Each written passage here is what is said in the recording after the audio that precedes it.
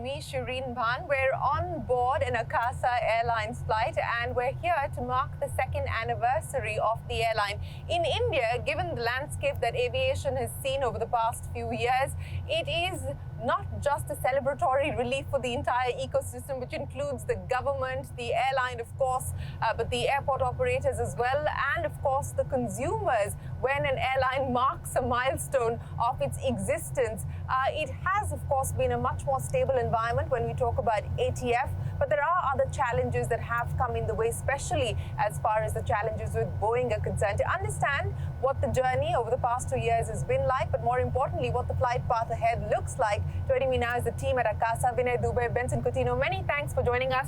Congratulations, as I said, on completing 2 years here of flying in the Indian space. Vinay, let me start by asking you, was there a checklist of deliverables that you wanted to achieve by year 2, and have those been marked? So the answer is yes and no. And the reason I'll say yes and no is because there was an initial checklist, and all of those have been ticked off. And then we added more to it, and those have been ticked off, and then we added more to it, and this process continues. So what have been the big hits and the big misses?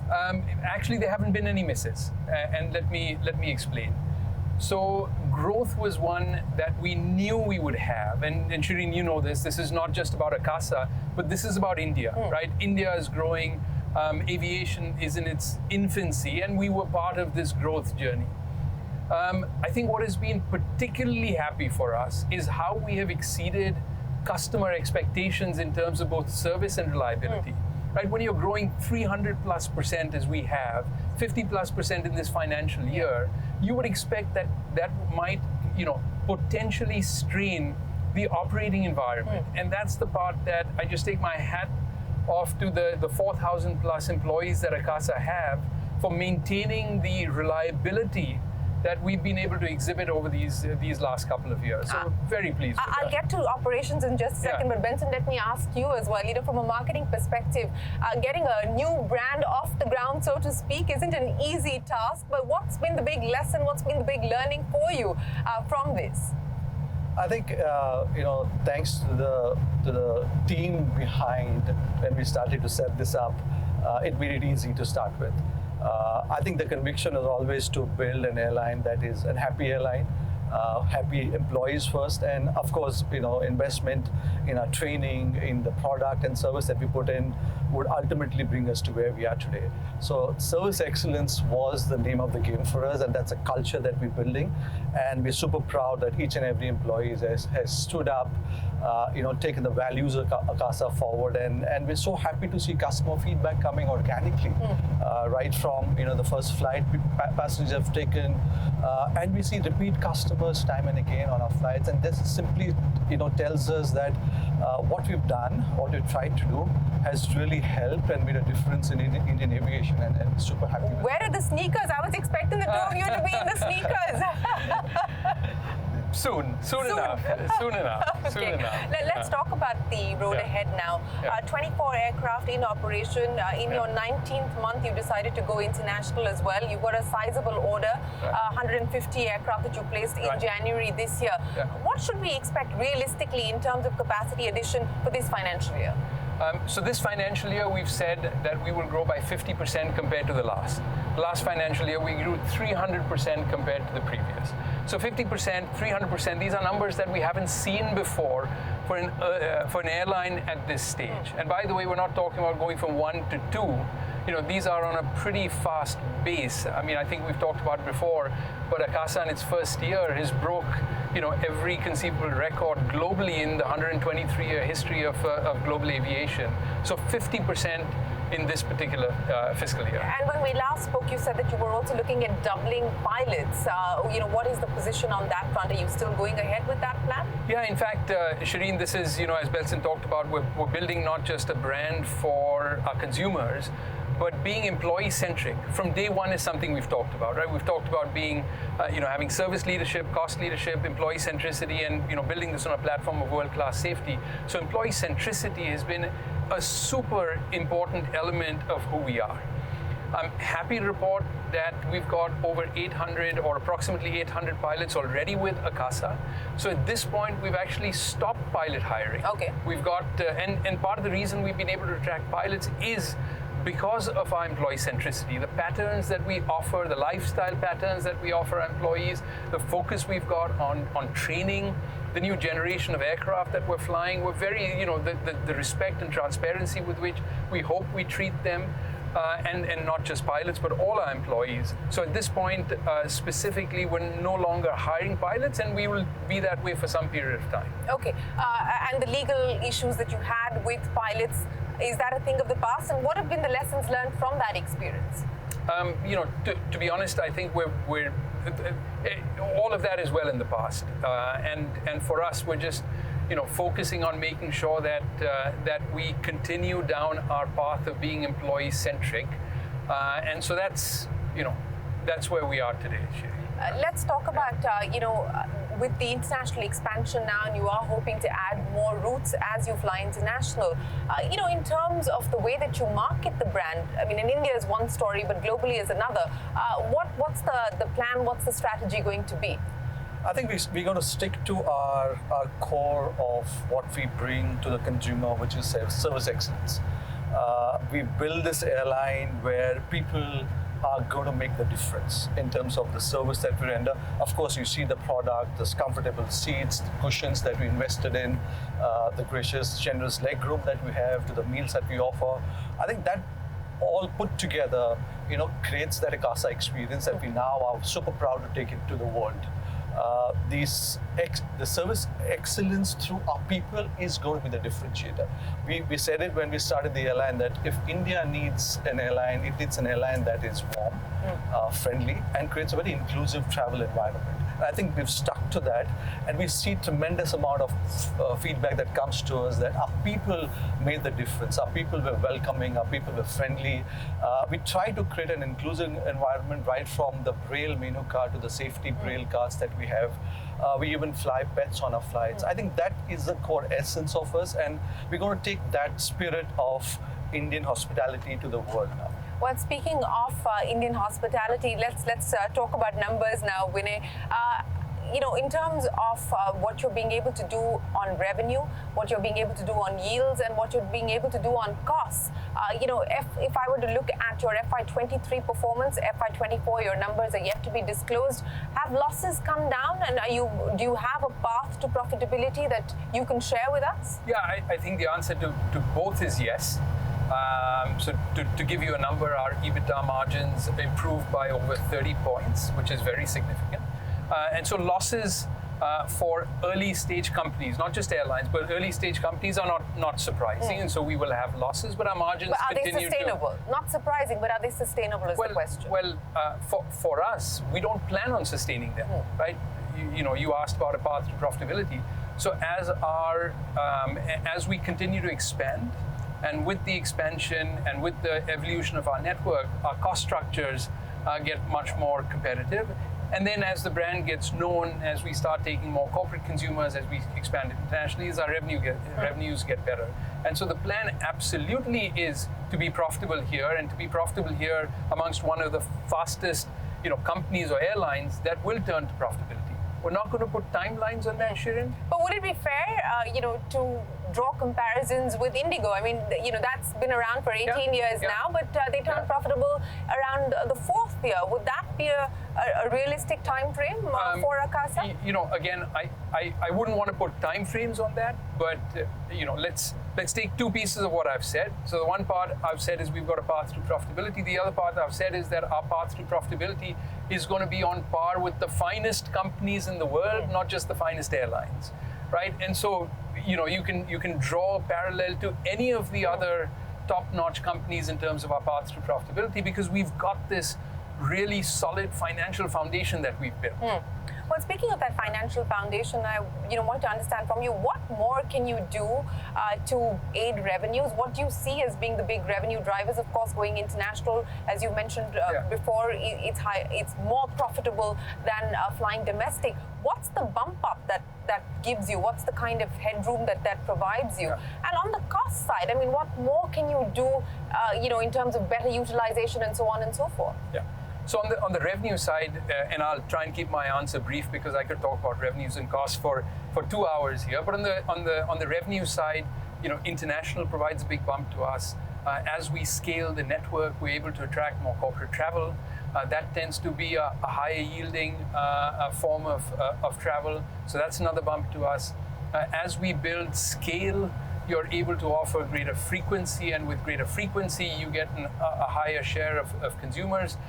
As your brand gets known in the market, you tend to get a lot more repeat customers. Repeat customers tend to want to fly Akasa, that also come with higher yield. So on the revenue side, these are just some of the items. Like I said, there are 10 more that I won't mention. On the cost side, there are 3 or 4 principal drivers. The biggest of that is scale, right? You only need one CEO for 24 aircraft. You also need only one CEO for 200 aircraft, right? In this manner, scale gives us a huge bump. International expansion, and just to put some numbers, today we are 11% of our capacity is flying internationally, right? And this is, imagine, we weren't flying internationally until the 28th of March. So international expansion is a big element of our strategy. We're already at 11%, and international flying comes at a lower cost. Fuel, for example, does not carry the same taxes internationally as they do domestically. So scale, international. Utilization is marginal for us because we're very close to what we would consider a best-in-class utilization. So you're doing what, about 12 and a half hours that's per correct. aircraft? Very, very close to it. And so utilization is one where we'll get maybe marginal bumps over a period of time, but not much. Scale is a big element.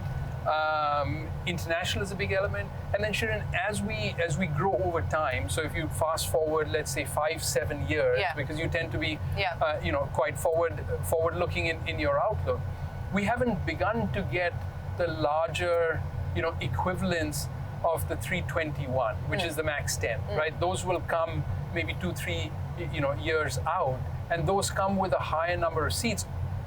And by the way, higher number of seats does not equal cramp. Boeing has a best-in-class legroom, as people who have traveled on Akasa, but those come with a very different cost profile. So the elements like that, that have a benefit on the cost side. You spoke about Boeing, and I want to understand from you what you expect now in terms of actual deliveries, and whether you are concerned with what Boeing is dealing with globally at this point in time, and potentially impacting your plans, your expansion. Yeah, so I think whenever any one of our partners, and Boeing's a very close partner of ours, is going through and addressing certain issues, we certainly feel for them and are part of this journey with them. Do we have concerns? First, let me be unequivocal. There's no safety concern that we have on all the aircraft that are currently flying or the aircraft that continue to be certified.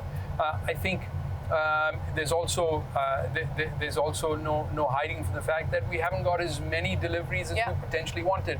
But I just want to address that head on, because when you're growing 300% and 50%, the issues related to delivery for us, Shereen, are a question of whether it's going to be 50 or 60. Either way, it's going to be much more than most other companies, let alone airlines, have ever done. Right? So we're not that concerned. And we're here with Boeing every step of the way. So what is the expected delivery number that we should bake in? Yeah, Shereen, we've stopped providing delivery guidance, and I don't mean that as a joke, but part of that has been because you just don't know. No, it's not that. Okay, it's not that. We're in touch with Boeing continuously. At any given point in time, we've got guidance. But if the guidance is off by 1 or 2, then the story becomes 1 less plane delivered or 2 less plane delivered versus the fact that we grew 300%, or versus the fact that we grew 50%. Or, as Belson said, the fact that we are not just, the fastest growing airline in the history of aviation, but we're also India's most reliable and on-time airline. So the story tends to move to something that is not necessarily germane to what we are trying to offer our consumers. Okay, let's talk about what you're trying to do on the technology side, because that's been a part of your story that you've been trying to tell as well. Digitization, now AI, so on and so forth. Benson, what's the plan there? What should we expect from a customer's point of view? Absolutely, I think tech and analytics is a part of our DNA. And for us, no conversation starts or ends without these 2 topics of tech and data. Right from the time a consumer thinks of Akasa till the time his bag arrives at the baggage belt is where tech enables us to play that role.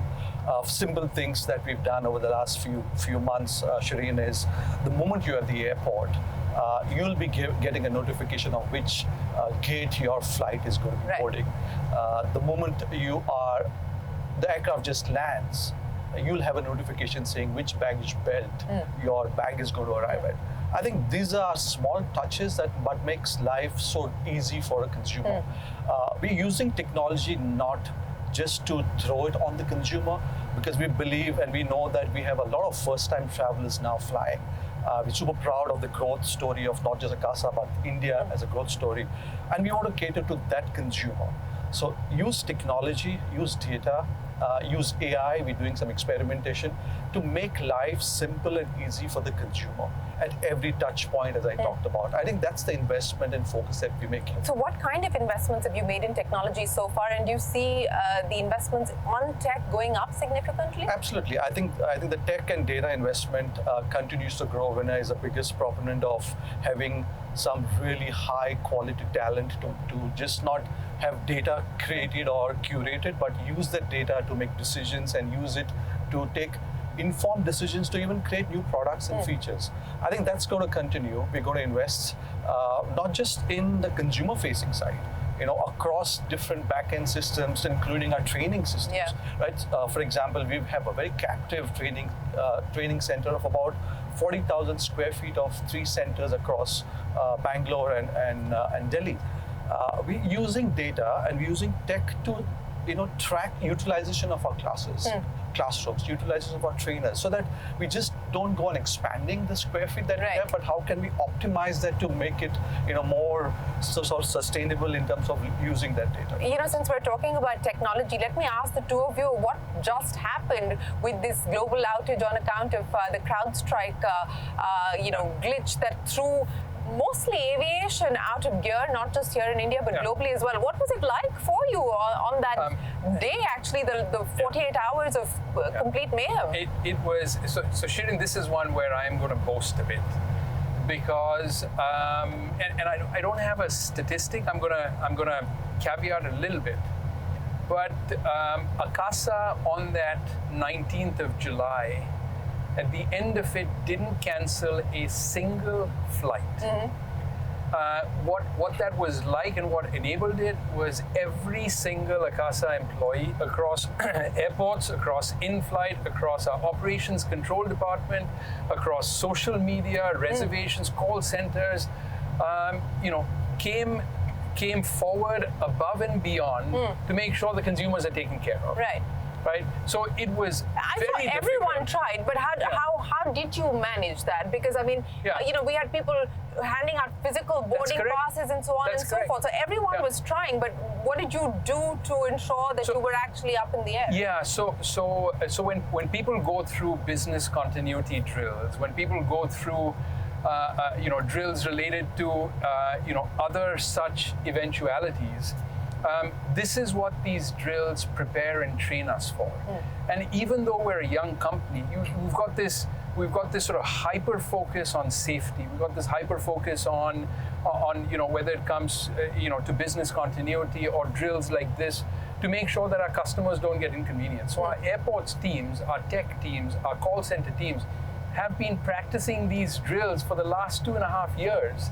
And this is where their spirit and their training came to bear, Shereen. So how do we do it?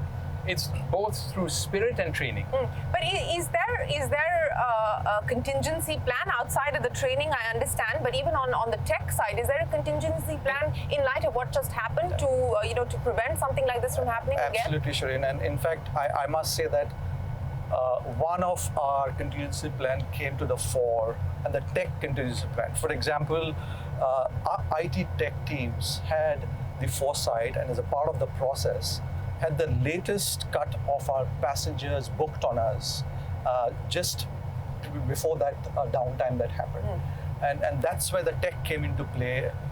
For that day, even for day 1+, the data of consumers who are booked on us was available for our frontline staff. Imagine if that didn't exist or this wasn't there. While manual boarding passes would still be a part of the process, but without a passenger manifest, without knowing who's actually booked on you, could have been a worst nightmare or a worse disaster for us to happen.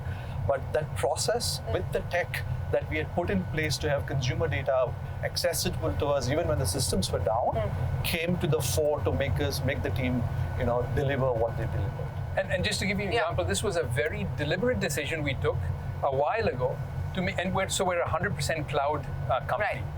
But we made a very specific decision that the cloud that we will have, that we will be on for our backups is going to be a distinct and separate cloud from the base data that we have. Okay. So some of these very specific decisions that we've made allowed us to be able to deliver what we did on the 19th of July.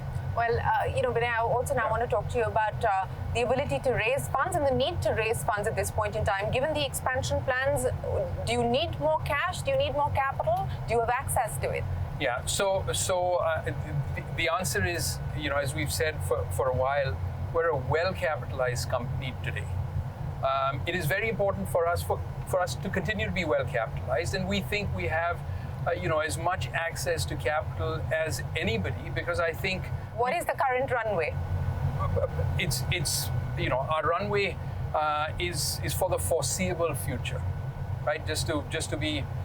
Very definitive about that. We're well capitalized, our runways for the foreseeable future, but just like any company, we're always open to conversations all over the place. But being well capitalized is an extremely important element of really creating a durable company. And we will continue to be well capitalized. You said you're open to the idea of having conversations. Are you having conversations at this point in time? Who could you potentially talk to? Yeah, Shereen, I would say every good company, and I would hope that Akasa is part of this every good company, has conversations for their entire life. So we've been having conversations with people for 4 years. Right. Private and equity? We continue with every manner of people. Our conversations are not restricted to people. But again, I don't want to distract that because then the conversations become the story. I want to make sure I come back to the fact that we are very well capitalized today. But would getting an airline, for instance, on board be something that you would consider? Would private equity be the consideration? I mean, what would be potentially a possible I think, Shereen, idea that you're looking at? I think at this point, when I'm saying we're a well-capitalized company, then there's really nothing more to talk about specific ideas, right? Because these are just conversations one continues to have, right? I mean, you take the best companies in the world, the ones that have, hundreds of billions in their bank account. So you take a company like Apple, I am 100% sure they also continue to have conversations despite 100 billion in the bank account. Right. So I want to make sure that my response is taken within that context because we remain well capitalized today. So there's really nothing beyond that I want to convey. And also on the Jhunjhunwala family's involvement. I mean, Rakesh was here when you launched the flight, the first flight. The involvement of the Jhunjhunwalas going forward. It is their commitment to Akasa is as strong today as it's ever been. So this is Rakesh's legacy, and it's very important for the Jhunjhunwala family to make sure his legacy is protected. They are absolutely amazing as human beings. I think Rakesh would be proud. I hope Rakesh would be proud of us in terms of what we've been able to achieve. We just couldn't be happier with the Jhunjhunwala family and the representatives of the Jhunjhunwala family. They're as supportive as they get. Has there been any additional fund infusion from them, or no, and we haven't asked. We haven't needed it, and therefore there've been no additional fund infusion. Okay, let's talk about now specifics in terms of where next as far as your international expansion is concerned, and on the domestic side as well. What more are you adding on? Yeah, so internationally we're flying forward today. We're selling Kuwait, which is our 5th destination. Are you worried about what's happening in the Middle East, and could that potentially impact your plans? Anything that that might affect human life in any part of the world is a concern. At the end of the day, we're talking about human beings, and human beings suffer. Certainly, we are and remain very concerned and continue to follow any issue that might potentially affect Akasa employees or our consumers. So at this moment in time, we have not we've not had to change anything, but we'll continue to follow this sort of evolution of this situation very very closely. In terms of what next, we've got now with this and with Kuwait, the 5th destination in the Middle East.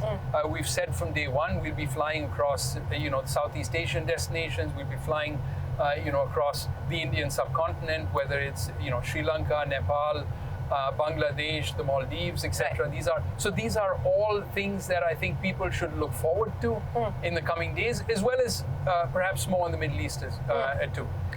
Domestically in India, we've got lots of expansion, both in terms of depth to the existing 22 destinations that we have, as well as new destinations. So, by the end of the financial year and this calendar year, potentially, what could we be talking about in terms of daily flights? Boy, that's hard to say. That's hard to say, Shereen. I'd say, for us, the end of the fiscal year is a 50% growth in capacity as judged by seat kilometers. And the reason I'm sort of hesitating a bit is because some of that growth is going to come by a more, greater number of takeoffs, but they'll be shorter. Some of that will come through, lower takeoffs, but through longer flying. And that's the level of planning that we do. We do planning on seat kilometers, right, not necessarily in terms of departures. So revenue per seat kilometer, what is the kind of bump up that you expect? Those are things that we have not, disclosed. But as I told you earlier, the fact that we'll be flying international, the fact that our brand is getting known, the fact that we're getting more corporate customers, certainly we'll see not just the growth, but the increase in unit revenues as well. But we're not providing guidance in terms of exactly how much that is. One of the things that customers look for are loyalty programs, even though they're patchy in most cases. But is that something that you're going to be considering at some point? Not at this point in time. No? But we definitely believe that our consumers needs to be rewarded and recognized. Whether we do it as a part of a sort of a frequent flyer program where you earn points and stuff like that, or can you do it in a way smarter way? Today, retail has changed the way consumers interact. Gratification is instant.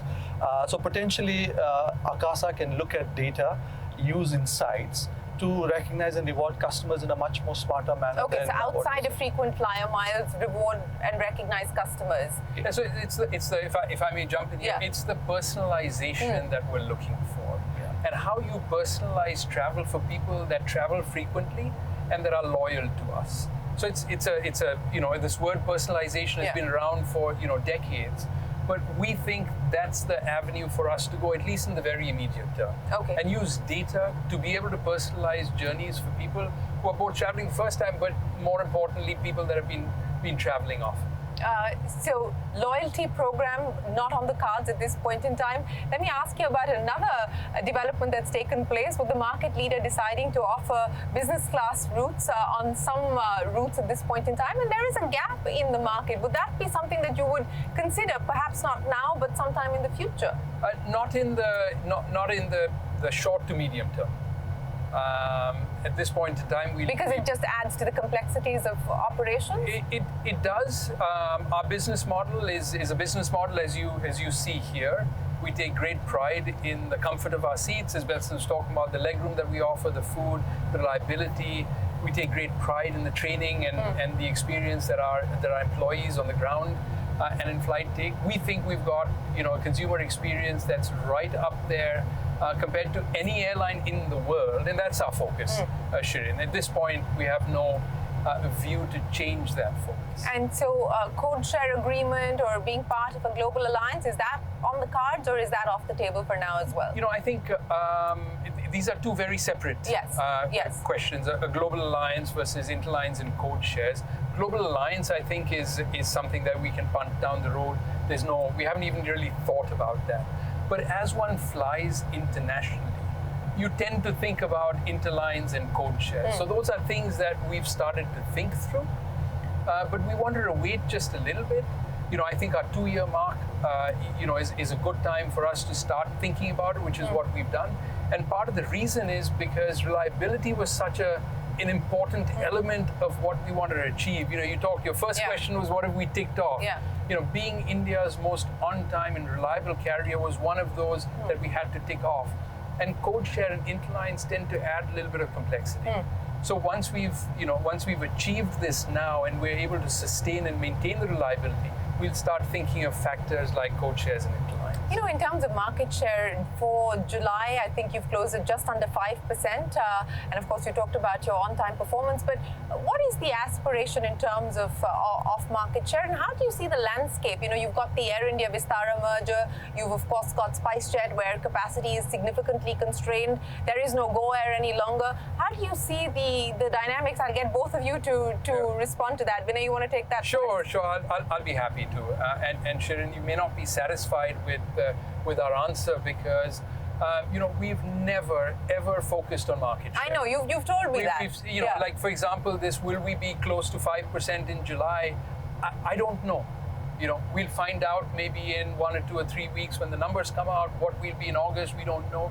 I think naturally our market share will increase. We'll go from 5 to 6 to 7 to 12 plus just because of the rate of our growth.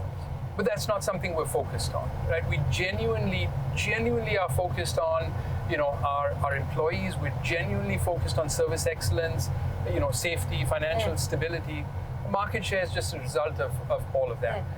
But I think it's going to be the next decade, addressing what I think, maybe the essence of your question was. I think for the next decade, the country as a whole is going to continue to grow. I think it's going to be great for consumers. I think it's going to be great for airlines as well. Consumers are going to face, multiple choices when it comes to air travel. So I think it's. Are they really? I mean, we're not really spoiled for choice today in India as far as aviation is concerned. There are very limited options actually. I think which is perhaps a good thing for you, isn't it? It's so again, not a good or a bad thing. I think getting stability in terms of the airlines that do exist, having a very strong financial foundation is always beneficial, right? When airlines go under, it's never good for consumers. It's never good for for airline employees. So yes, I think a fewer number of airline groups, so to speak, is good for consumers in the long run because we'll get financial stability of the airlines. But the choices I meant were choices in terms of routes they can fly to. Right, and the choices of airlines on those routes, and I think that's where airline is going to double, aviation is going to double and triple here over the course of the next 10 years. But Vinay, you've been around and you've done this a long time. So let me ask you about what is it about the Indian market, which leads to an existential crisis every few years? I mean, we've just got the Go Air liquidation process now starting.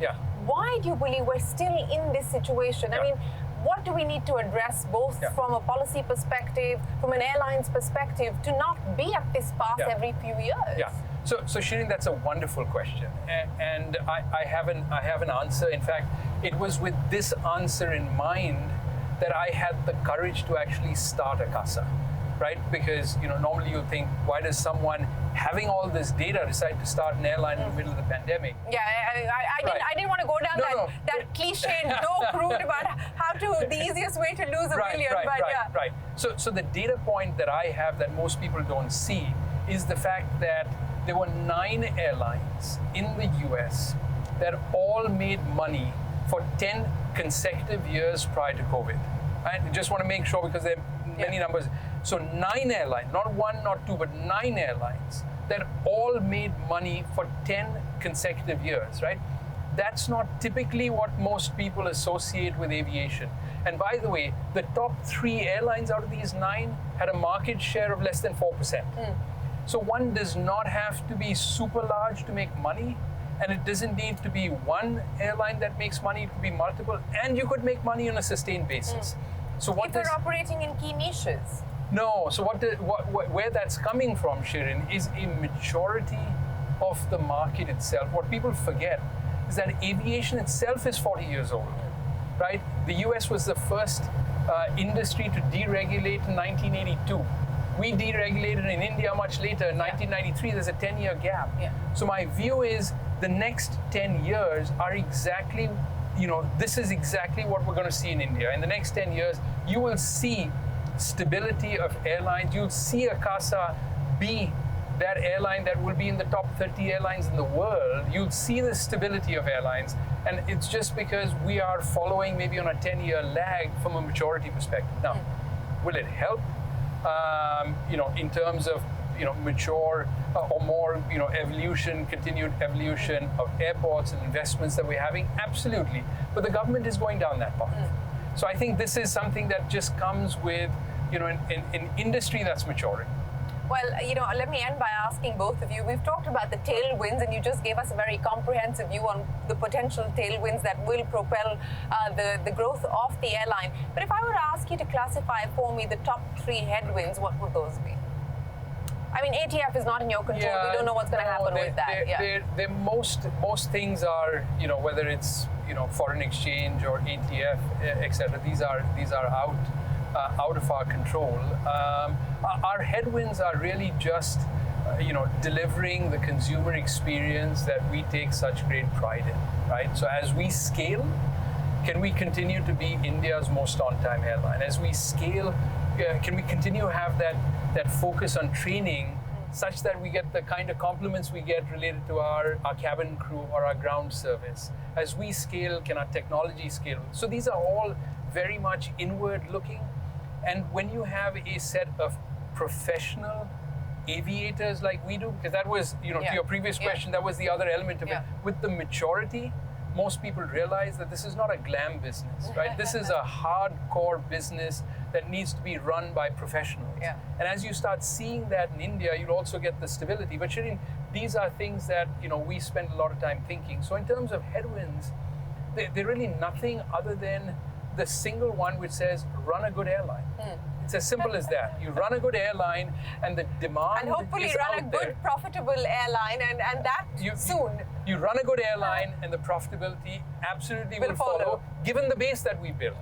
Right? In terms of, you talk about headwinds, I think the biggest opportunity that we have, 2 years down the line now, building the product, the service, people, and the culture that we build in, I think the opportunity for us is to be consistent, right? And if we are consistent in what we build as a foundation, I think we have a long runway out there to be one of the best airlines or a best brand or a service brand in the world, not just an airline in India. Well, that's the aspiration and that's the dream that you have for Akasa. Belson and Vinay, many thanks for joining us here on CNBC-TV18. We wish the two of you the very best of luck, and the team at Akasa as well. Appreciate you giving us a sense of what the road ahead looks like and what the flight path will hold. Many thanks for joining us. Thank you, Shereen. With that, it is time for us to wrap up this edition of On the Record. We will be back again with a lot more conversation, but for now, from all of us here on the team, goodbye and many thanks for watching.